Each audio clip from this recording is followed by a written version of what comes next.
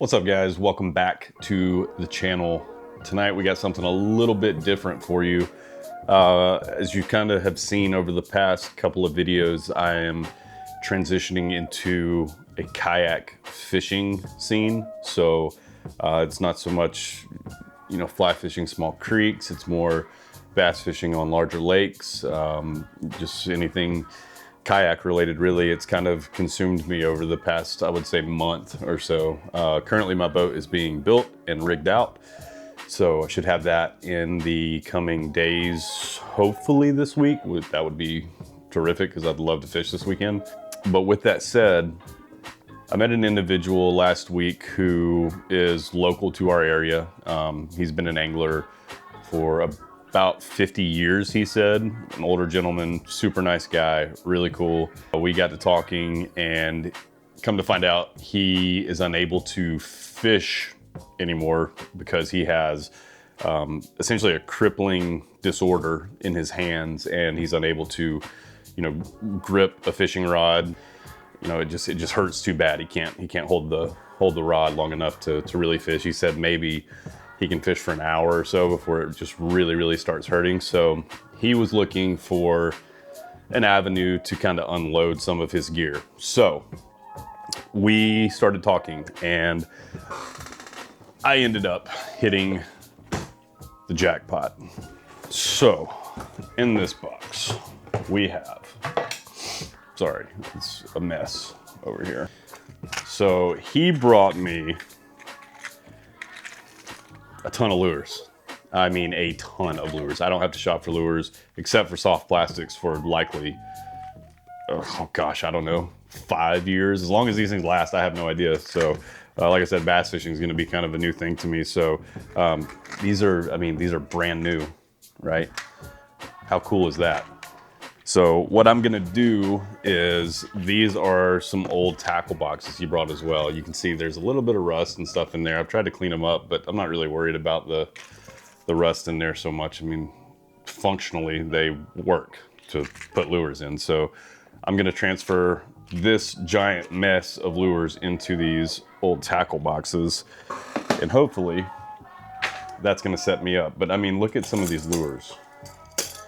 Massive, beautiful buzzbait. I mean, there must be 1, 2, 3, 4, 5, 6, 7, 8, 9.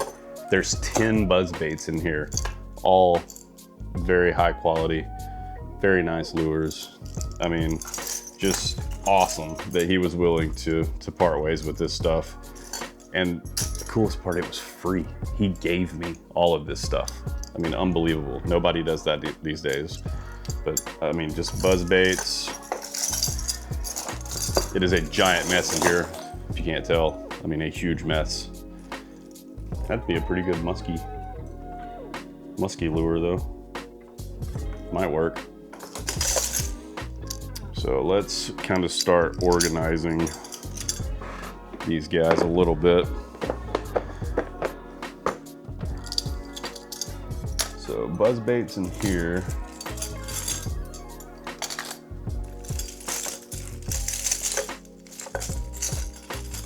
Oh Lord, this is gonna be a chore. And not only buzz baits, guys, like, look, I mean, these are essentially brand new crankbaits. And there's so many in here. Let's start putting these in here as well. Rattle traps, you name it. Top water, gosh, man. This really is like the jackpot. This would have cost hundreds and hundreds of dollars elsewhere. Now the real challenge is going to be separating all of these treble hooks. I hate treble hooks. I'm not a fan. Matter of fact, on a lot of these, people are gonna think I'm crazy, but I'm gonna go to solo, hooks on the tail. But yeah, look, guys, pretty much brand new. Throw these in here as we go. Beautiful.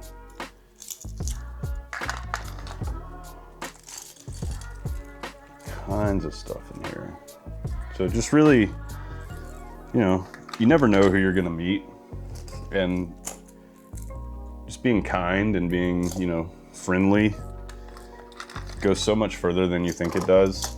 I'd never met this individual. I didn't know him from, you know, just a random person walking down the street, but by the end of the conversation and just by finding common ground, talking about fishing, you know, he gave me all of this. And that's, you know, I think that's really cool. It's just, again, not to sound redundant, it's just something that a lot of people frankly wouldn't do. You know, you could kind of tell that a lot of these have a story, because he was a little bit misty-eyed when the time came to part ways with all of this gear, which, nothing wrong with that. Another buzzbait. Man, bunch of them. Another cool thing in here are these chatterbaits. These should be wicked on Lake Lanier, which is the lake that I fish. Usually the lake that I fish, so super excited about those. However, we're gonna put these in a different box, so let's save those for a little bit later. Another buzzbait, I think that's 11. So to kind of expand on this whole kayak fishing thing, what are your thoughts on it? I mean, is it something that you do? Like, what are some tips? What are some tricks? I want to learn everything I possibly can about the sport. I know nothing about it. All I know is I was fortunate enough to actually filmed a video for a company, or let me rephrase that. I'm filming a video for a company, a corporate video for a company, for their website and for some social media, things like that. And this is the method of compensation that we agreed upon, was a fishing kayak, because what I want to do is utilize it to create content. So me helping them by way of filming a video for them, and them helping me by way of purchasing a kayak for me.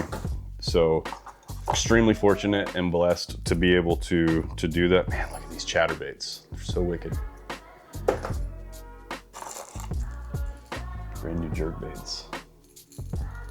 That's fishy right there. Let's put that guy in here. X-Wraps. Listen to the rattle in that. That's awesome. So yeah, I want to hear more though. I want to hear more about kayak fishing experiences. What do I need to know? What do I need to do? Are there pros, cons? Obviously there are, but what are your opinions? I would like to know. It's gonna take me forever to sort these. Hey, no way. Another buzzbait.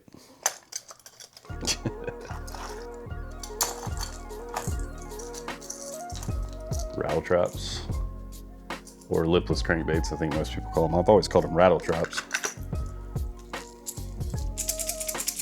Man, that is going to be the hammer right there. Love it. More chatterbaits. I mean, literally, I don't think I'm ever gonna have to shop for lures unless I just really, really royally suck at this, which I don't think I will. I've been bass fishing for a very long time. I just haven't done it out of the kayak. Can't be that much different. I plan to fly fish out of the kayak a ton, honestly, because that's, you know, that's kind of my bread and butter. So beautiful. Look at that. Another crankbait. This box is already starting to get full, which is crazy, and I'm not even halfway through. Not even close to halfway through. How are you hooked? Oh, one thing. So this is one of my favorite lures. I don't know why. I think it's just because of the name and overall just like how many fish you can catch on a lure like this. And honestly, just the application. You can fish it everywhere. It's super easy to fish, but good old whopper plopper, baby. So cool. So glad there's some of those in here. Super exciting. That one's a little bit dirty. We might try to clean him off a little bit. So that's gonna go in our topwater box, which we're gonna do in just a second. Another topwater, big frog popper. Sweet. Speaking of frogs, got quite a few in here. All right, now this one is all sorts of jacked up. We're gonna do some surgery and get it squared away. It's got a trailer hook on it, I think is what's hanging me up. Hey, another buzzbait. What do you know? It's a good looking buzzbait too, huh? This box isn't gonna close because of all the buzzbaits, man. There's another one. Lord, this guy loved buzzbaits. It's clear. Massive jerkbait. That's gonna be so good for striper this fall. Are you kidding me? That is absolutely glorious. Tell you what, let's put these jerkbaits in a different box. I like that idea. Move on to some top water here. Yeah. All right, I think that box is good. So that's one box done. Got one buzzbait left. I don't know what I'm gonna do with it. All right. So I think I'm gonna remove the jerkbait. I'm gonna got a bunch of spooks. I'm gonna put them in here.